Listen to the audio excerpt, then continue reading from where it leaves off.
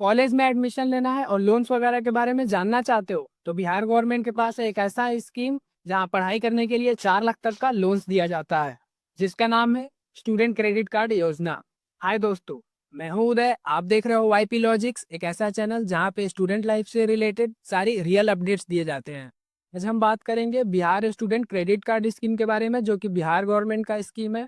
इस वीडियो में आपको मिलेंगे क्या है Bihar student credit card scheme, कौन इस स्कीम के लिए एलिजिबल है, कौन कौन सी कोर्सेज इसके अंदर कवर होते हैं, documentation and apply process, interest rate और भी बहुत सारी चीज़ें।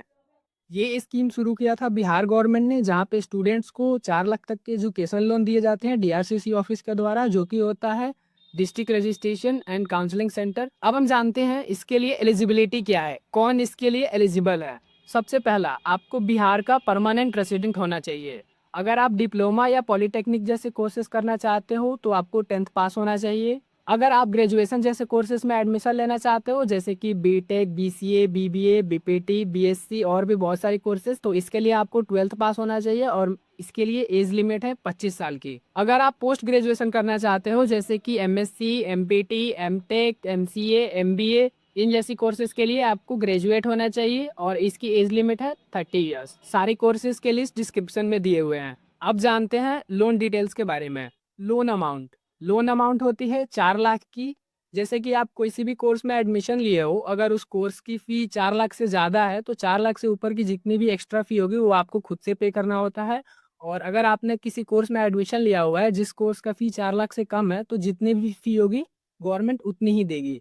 और ये फ़ी आपको या फिर किसी भी मतलब अकाउंट में नहीं जाता है, किसी भी स्टूडेंट को नहीं मिलता है, ये डायरेक्टली आपके कॉलेज को पे किया जाता है। अब बात करते हैं रीपेमेंट की। रीपेमेंट के लिए आपका जितना भी कोर्स का ड्यूरेशन होता है, जैसे कि 4 साल का कोर्स है तो उसमें 1 साल एक्स्ट्रा, 5 साल तक आपसे कोई भी इंटरेस्ट वगैरह नहीं लिया जाता है और उसके बाद से आपको इंस्टॉलमेंट में जो है ये अमाउंट गवर्नमेंट को रिटर्न करना होता है। अगर आप अपनी कोर्स ड्यूरेशन और उसके 1 साल एक्स्ट्रा लेने के बाद भी अगर आप प्रीपे नहीं कर पा रहे हो वहाँ पे, तो आपको अगर एक्स्ट्रा टाइम चाहिए तो उसके लिए कोर्ट से एफिडेविट कराना होता है और उसे डीआरसीसी ऑफिस में सबमिट करना होता है।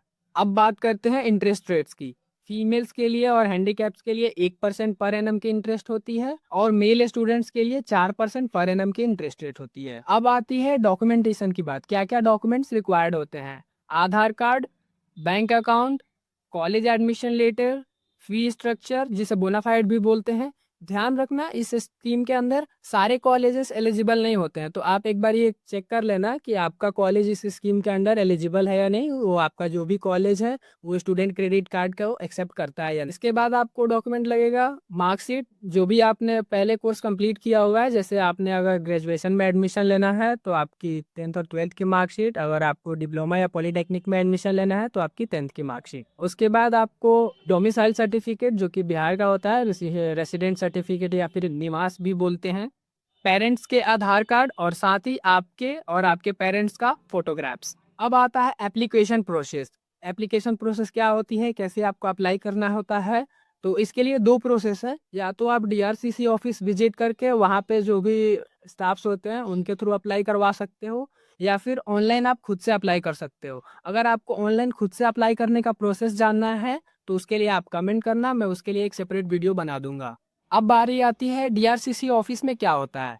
तो वहाँ पे आपको जाने के बाद लाइव फोटो क्लिक होता है, डॉक्यूमेंट वेरिफिकेशन होता है, उसके बाद से बैंक से प्रोसेसिंग होती है। इन सब चीज़ों को कंप्लीट होने के बाद 40 से 50 दिनों के अंदर ये जो भी अमाउंट होती है आपके कॉलेज में भेज दी जाती है। कुछ बेसिक टिप्स हैं जो कि आपको ध्यान रखने चाहिए। सारे डॉक्यूमेंट्स ओरिजिनल प्लस फोटोकॉपी लेके जाओ। फॉर्म भरने में गलती ना करो। डीआरसीसी सेंटर टाइम पे पहुंचो। अपने कॉलेज का अप्रूवल पहले से चेक करके जाना। डॉक्यूमेंट्स में कुछ चीज़ें ध्यान रखने की हैं। आधार कार्ड वगैरह में नाम मिसमैच ना हो, कोई कोर्स गलत या फिर कोई अनलिस्टेड कॉलेज ना सेलेक्ट कर लो, सिग्नेचर वगैरह मिसमैच ना हो, ये सारी चीज़ें का ध्यान रखना। इसके अलावा अगर आपको कोई भी डाउट है तो आप कमेंट करो, मैं उसका पर्सनली रिप्लाई करूँगा। वीडियो अच्छा लगा हो तो लाइक करना, चैनल को सब्सक्राइब करना, ऐसे ही इंपॉर्टेंट जानकारी मिलती रहेगी आपको।